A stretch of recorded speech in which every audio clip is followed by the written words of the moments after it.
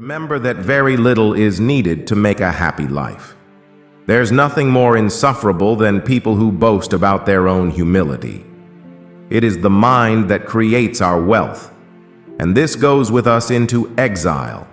And in the harshest desert places, it finds sufficient to nourish the body and revels in the enjoyment of its own goods. True happiness is to enjoy the present, without anxious dependence upon the future. Wealth consists not in having great possessions, but in having few wants. The more we value things outside our control, the less control we have. Freedom is not archived by satisfying desire, but by eliminating it. We are not given a short life, but we make it short. Life is long if you know how to use it.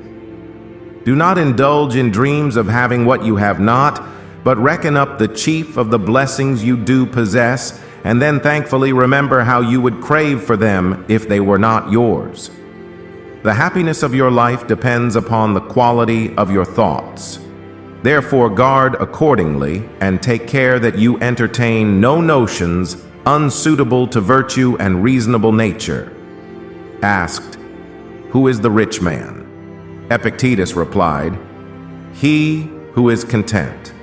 Epictetus, being asked how a man should give pain to his enemy, answered, "By preparing himself to live the best life that he can." For many men, the acquisition of wealth does not end their troubles, it only changes them. The happy man is satisfied with his present situation, no matter what it is, and eyes his fortune with contentment. The happy man is the one who permits reason to evaluate every condition of his existence. It is not the man who has too little who is poor, but the one who hankers after more. No man will ever be happy if tortured by the greater happiness of another. Think not so much of what you lack as of what you have, but of the things that you have, select the best, and then reflect on how eagerly you would have sought them if you did not have them. There is only one way to happiness, and that is to cease worrying about things which are beyond the power or our will. The soul becomes dyed with the color of its thoughts. If you look on wealth as a thing to be valued, you'll always fancy yourself to be short of the things you need, to the extent to which you lag behind what others have. Take full account of what excellencies you possess, and in gratitude remember how you would hanker after them if you had them not. Choose not to be harmed, and you won't feel harmed. Don't feel harmed, and you haven't been. He who needs riches least enjoys riches most.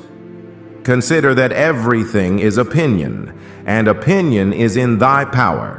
Take away then, when thou choosest thy opinion, and like a mariner who has doubled the promontory, thou wilt find calm, everything stable, and a waveless bay.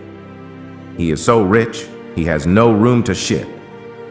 Your happiness depends on three things, all of which are within your power: your will, your ideas concerning the events in which you are involved, and the use you make of your ideas. Asked, "Who is the rich man?" Epictetus replied, "He who is content." It is not death that a man should fear, but rather he should fear never beginning to live. It is not the man who has too little, but the man who craves more. That is poor. Nothing that goes on in anyone else's mind can harm you, nor can the shifts and changes in the world around you. Then where is harm to be found? In your capacity to see it. I do not regard a man as poor if the little which remains is enough for him. We are born under circumstances that would be favorable if we did not abandon them. It was nature's intention that there should be no need of great equipment for a good life. Every individual can make himself happy. Begin at once to live and count each separate day as a separate life. What difference does it make, after all, what your position in life is if you dislike it yourself? There's nothing more insufferable than people who boast about their own humility. Does the emerald lose its beauty for lack of admiration? Does gold or ivory or purple, a lyre or a dagger, a rosebud or a sapling? The happiness of your life depends upon the quality of your thoughts. Very little is needed to make a happy life.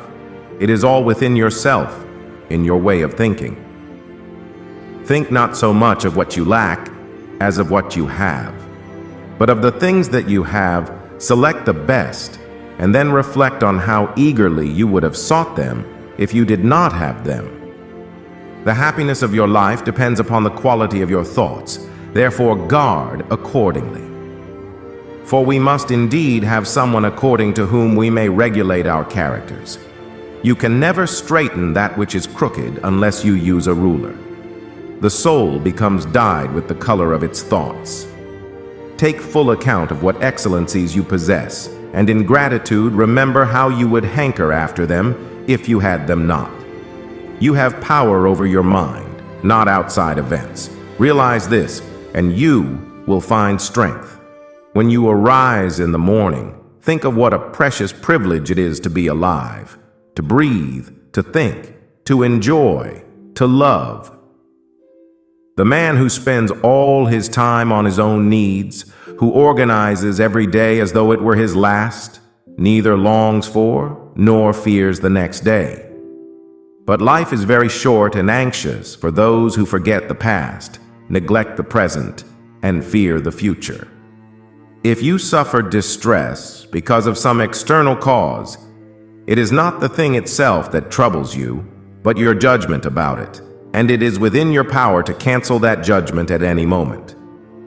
When something happens, the only thing in your power is your attitude toward it. You can either accept it or resent it. Why need we weep over parts of our life? The whole of it calls for tears. New miseries assail us before we have freed ourselves from the old ones. I do not regard a man as poor if the little which remains is enough for him. Begin at once to live and count each separate day as a separate life. The happiness of your life depends upon the quality of your thoughts.